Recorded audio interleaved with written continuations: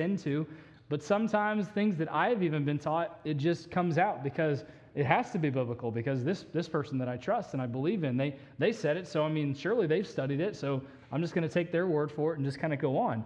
You know, we've all heard the saying that beauty is in the eye of the beholder. But when you think about the Pharisees in Jesus' day, righteousness was in the eye of the Pharisee, meaning that they were the ones who deemed who was righteous and who was unrighteous. Now the Pharisees, and this is really what we're going to hit on tonight, the Pharisees became dependent on their knowledge of the law. You know, I've met a lot of individuals, a lot of really good Christians, men and women, that had a great knowledge of God's Word, much more knowledgeable than I am. I never claimed to be that knowledgeable. As I study God's Word, He gives me more things each and every day, and I'm thankful for that.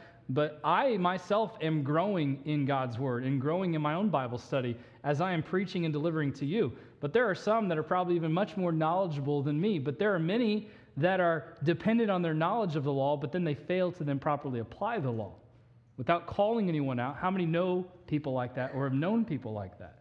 Have a great knowledge of the law. The knowledge of what I'm talking about is the knowledge of the Bible, but they're not really applying the Bible. Yeah, I think many of us could say, you know what, I know people like that. Maybe you've even sat under preaching or teaching of people that had a phenomenal knowledge of the Bible, and they show off their knowledge by, let's look at 48 different verses in this one message and reference everything. Now, the Bible is the greatest reference of itself, but sometimes we can go a little bit too far in that, because then we're not understanding the full context of the passage when we do that. So the Pharisees struggled with the application of the law. They knew how to cross every I and dot every T, right?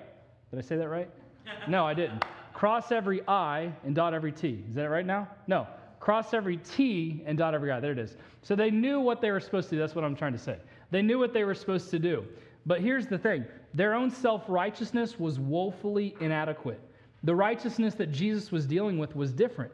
It wasn't a rigid, legalistic approach to the Pharisees. So Jesus is coming on the scene here, and this is early in his ministry, and he is kind of setting the stage, and some of the things that he is preaching on or will preach on are some things that Paul will later reference later. And again, over the next 17, 18, 20 some verses, really the rest of this chapter, of chapter 5, he hits on some very important aspects of the law, and he's helping them understand what it's actually talking about. And you think about this.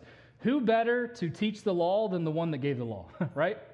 You think about it. You know, if someone has built something, who better to talk about the building than the person that actually built that building? Not some random person that knows everything. We've all met people like that. The Mr. Know-It-All, the Miss Know-It-All that knows every fact. And actually, you know, I can be that to my wife sometimes. Well, actually, technically, she hates it. That's probably why she's not here tonight. But anyway, that's not. She's not feeling well. Please pray for her. But here's the point. Jesus, again, was trying to amplify, clarify, expound on some of these teachings that they were taught and help them understand. And what we have here in the rest of the passages is what many refer to as the sixth antithesis. So here Jesus is contrasting the interpretation of the law versus the intent and application of the law. Basically, Jesus is saying this, hey, let me explain what the law is really saying, what the law is really talking about, because you have taken things and you have taken them out of context. You have run with them, and that's not what I was talking about. That's not what my Father was talking about. So he is not coming to replace the law. He is coming to fulfill the law. He's not coming to do away with the law. He's coming to give the law a fuller meaning. And some of the topics, just quickly, that we're going to address in the coming weeks are things like murder and anger tonight, and adultery and divorce. Heavy topics. Oaths in verses 33 through 37. Revenge, verses